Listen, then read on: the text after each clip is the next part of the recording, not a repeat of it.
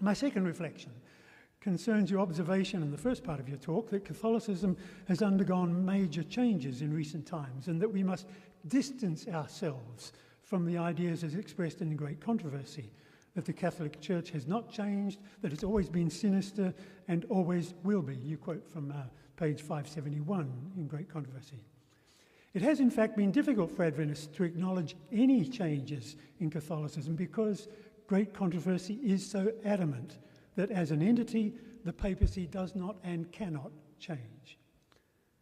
But we were obliged to acknowledge some change, although we've been very discreet about the acknowledgement. The most recent revision made to the Great Controversy was made not in 1911, but in 1979. And it was made not in the text, but in the appendix. And it acknowledges Vatican II. On page 340, Ellen White makes the rather universal observation that the papal church withholds the Bible from the people.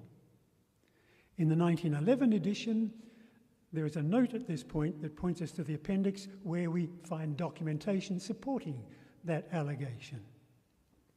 But in 1979, the White trustees authorised the adding of significant wording in explanation of Ellen White's statement because the statement was clearly no longer true.